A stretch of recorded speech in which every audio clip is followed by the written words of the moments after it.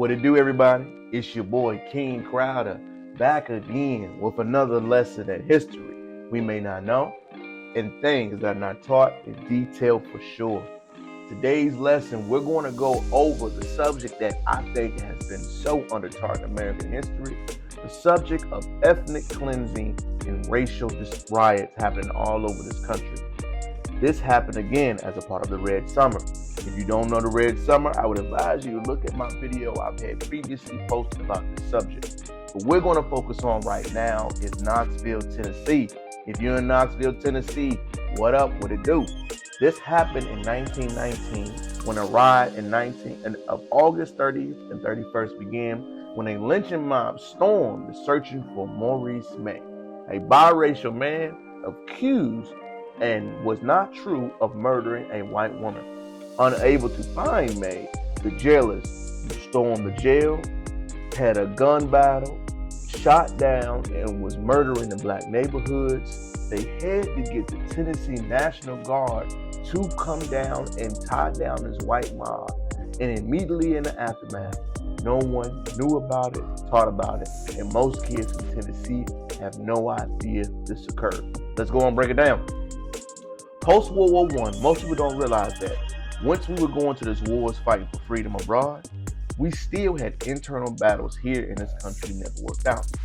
Remember, post the Civil War, blacks and whites were still living in segregated and never integrated communities. People don't even realize that both white and black areas of this country in the South really had no dealings with each other. Black citizens had their own place to vote, officers, police forces, everything had to be segregated. One of the leading citizens in this time was known as Charles Chancellor. He was a governor of Tennessee. He was a black man.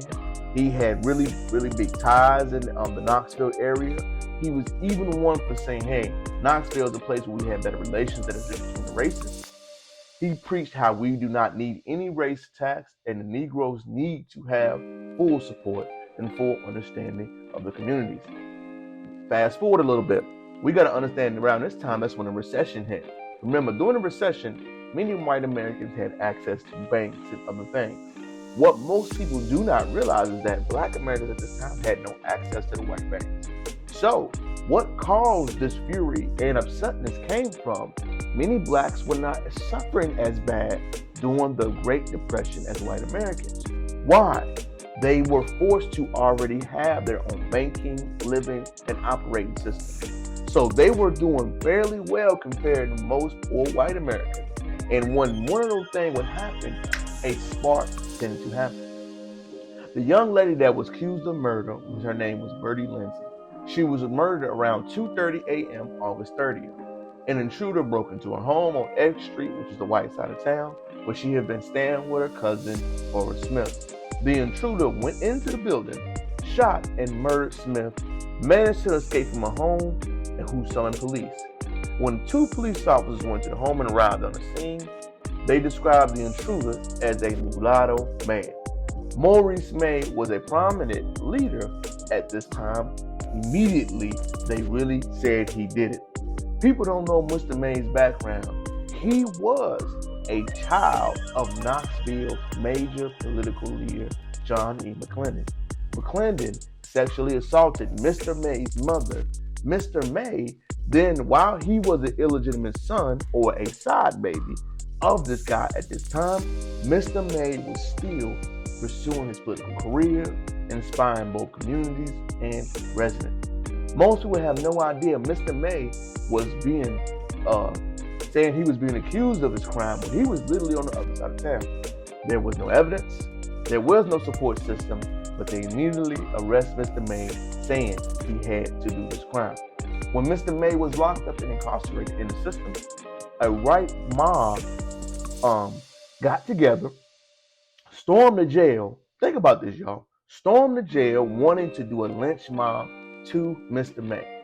They had to move Mr. May and transfer him to Chattanooga, Tennessee, because they were fearing that this incident would cause a racial uproar.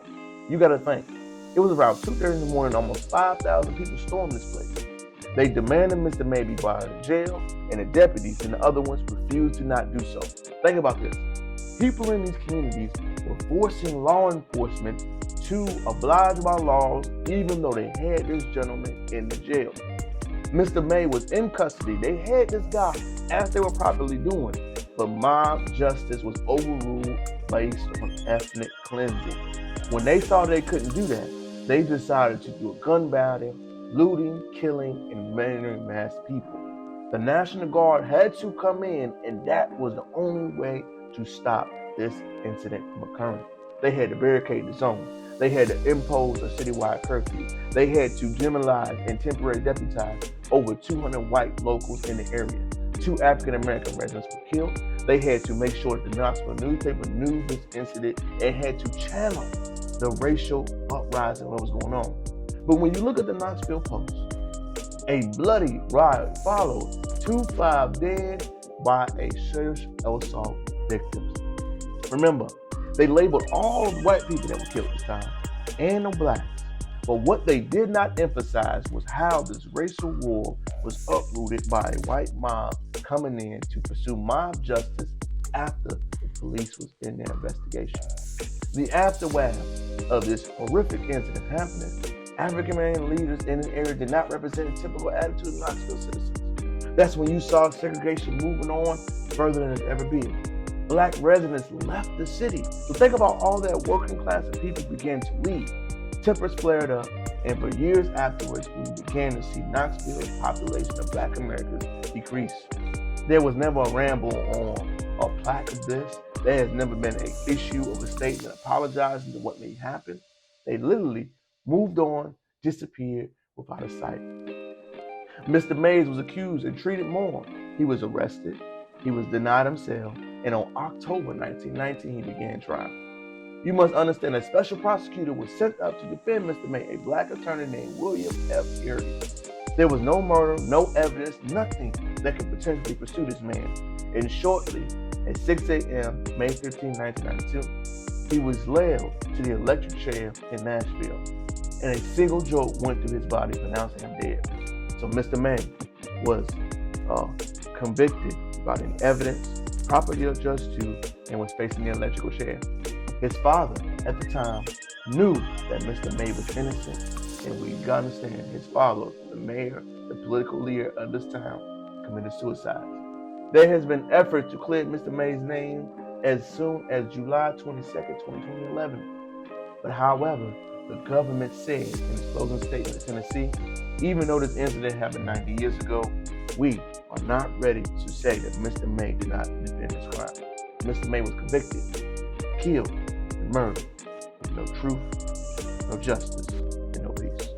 If you look at the city of Knoxville now, you will see its black population is really low. It has never regained from this history and period of ethnic cleansing. Ethnic cleansing, we will break it down in the series of videos coming around. It's your boy, King Crowder. Hopefully you learned something in this video. Hopefully this video was educational to you. If you are in the state of Tennessee, let me know in the comments. Put Tennessee, Knoxville, Memphis, Cashville, wherever you are. Make sure you make your presence known. It's your boy. Check it out. Peace.